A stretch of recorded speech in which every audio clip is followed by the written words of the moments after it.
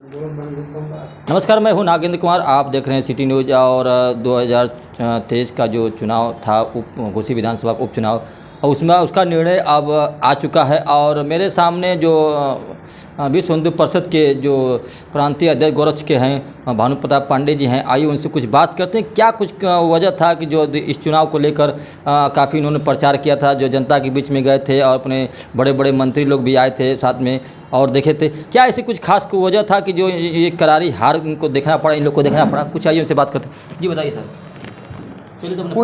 कोई वजह नहीं है। मैं भानु प्रकाश पांडे हूँ, विश्व हिंदू परिषद का गोरक्ष प्रांत का प्रांत अध्यक्ष हूँ, गोरक्षा विभाग का।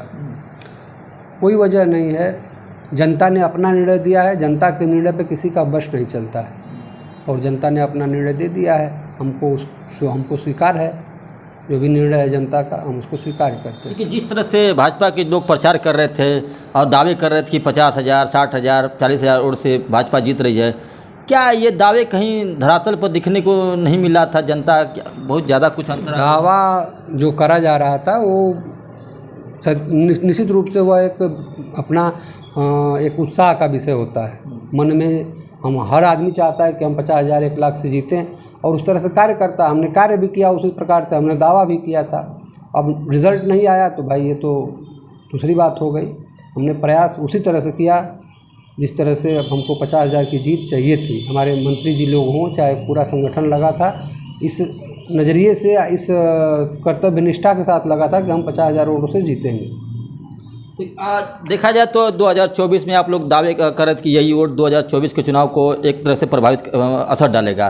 तो ऐसे में तो चुनाव जिसे भाजपा चुनाव हार चुकी है, तो कैसे इसको प्रभावित करेंगे आप लोग 2024 में? जो कमियां होंगी उसको सुधारेंगे।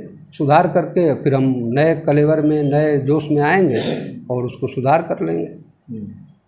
जब हम कमियों को जानेंगे कि ये कमियां हमारे अंदर थी, जब समीक्षा होगी, उस कमियों को जान करके उसको दूर किया जाएगा और नए जोश के साथ हम लोग आएंगे और पुनः जीत प्राप्त करेंगे। बड़े बड़े भाजपा के स्टार प्रचारक भी आए थे, मनोज तिवारी, रवि किशन और निरहुआ जी अभी आए थे, लेकिन कहीं जादू उनका चल नहीं पाया। क्या कहना है इसके बारे में? चला है तभी तो 81,000 वोट पाए हैं। ऐसा नहीं है, 81,000 वोट कम वोट नहीं होता है। हमने एक अच्छा वोट पाया है। जीत नहीं हुई है तो यह कहीं न कहीं कमी है।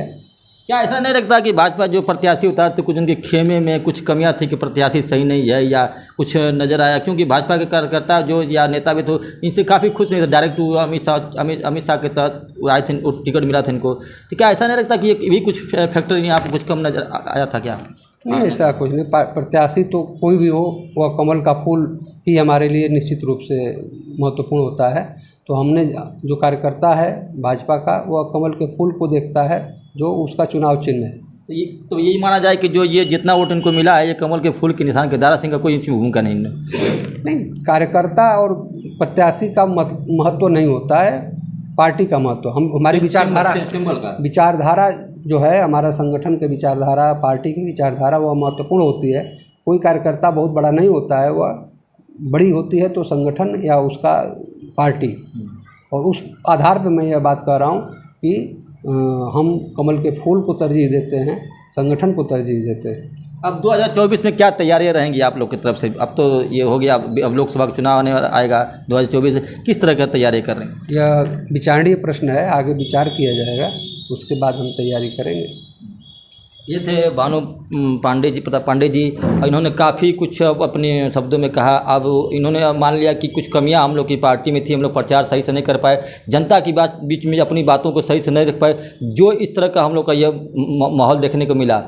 हमारे खबरों को देखने के लिए चैनल को लाइक और शेयर सब्सक्राइब करिए।